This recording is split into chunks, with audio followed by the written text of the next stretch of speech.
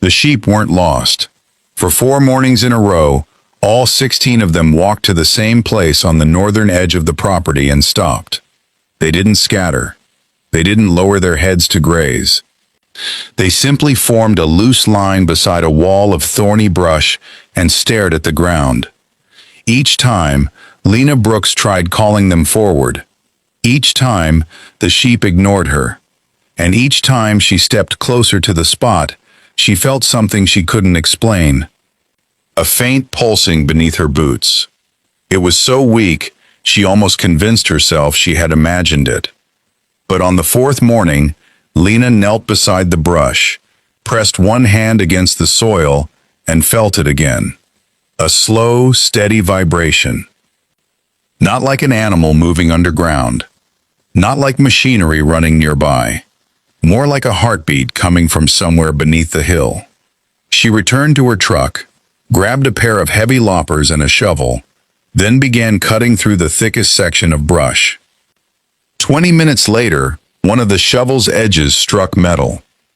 What Lena uncovered beneath that hillside would explain why the sheep refused to take another step. It would also reveal that the 47 acres everyone considered worthless had once contained something far more valuable than anyone remembered. As you listen, see if you can figure out what was still operating beneath the ground after nearly 80 years. Because the answer had been hiding in plain sight long before Lena ever bought the property. 6 months earlier, the 47 acres had been listed in a county tax auction for $600. That price alone should have attracted dozens of buyers. Instead, nobody placed a bid.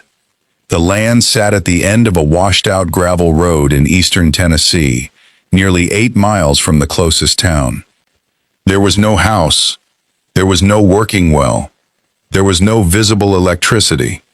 Nearly every open section had been swallowed by blackberry canes, autumn olive, poison ivy, and shoulder-high weeds.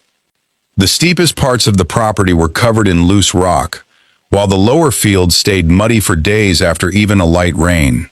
To most people, it looked less like farmland and more like a collection of problems tied together by an old barbed wire fence. The county had been trying to sell it for years. Back taxes continued piling up. Neighbors complained about invasive brush spreading across the property lines, and fallen trees regularly blocked the road.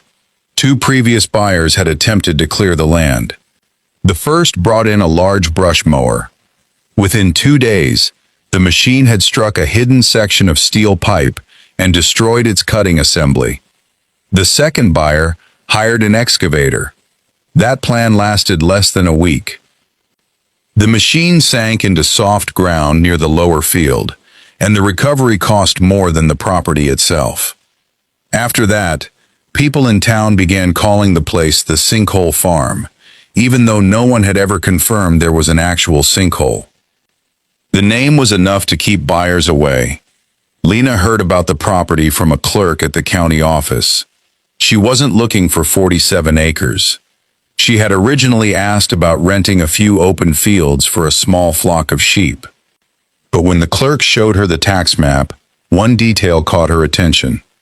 The map listed the property as agricultural land, not forest, not undeveloped acreage, agricultural land. That made no sense. There were no visible barns, no pastures, and no reliable water source. When Lena asked why it had been classified that way, the clerk shrugged. "That's what it's always been," he said. "Probably just an old record nobody updated." Most people would have accepted that explanation. Lena didn't.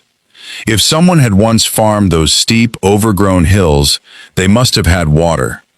And if they had water, there had to be something on the property that no one had found. She bought the land for $600. By the following afternoon, half the town seemed to know. Some people told her she had been brave. Others used the word foolish. One neighbor was more direct. "You didn't buy a farm," he said. "You bought 47 acres of weeds." Lena understood why he felt that way. She didn't have the money for bulldozers or a clearing crew. She owned an aging pickup truck, several rolls of portable electric fencing, a small livestock trailer, and 16 Katahdin sheep. That was her entire operation. But sheep could do something heavy machinery couldn't. They could move carefully across rough ground, eat young brush, and open small pathways without tearing apart the soil. Lena's plan was to divide the land into temporary sections and move the flock every few days. The sheep would eat what they could. She would cut what they couldn't. Then she would seed the cleared ground with pasture grasses before the brush had time to return. On paper, it sounded simple. In practice, Lena had one major problem. The fencing equipment and livestock trailer were borrowed from a friend who needed them back in 5 weeks. Without the fencing, she couldn't safely rotate the flock. Without the trailer, she couldn't move the sheep to another property. That gave her just over a month to prove the land could support them. The first week was worse than Lena expected. The sheep disappeared into the brush so completely that she often had to follow the sound of their bells just to find them. She hauled water by hand because the lower field was too soft for her truck. Every fence post had to be driven between buried rocks. Thorns tore her shirts. Insects covered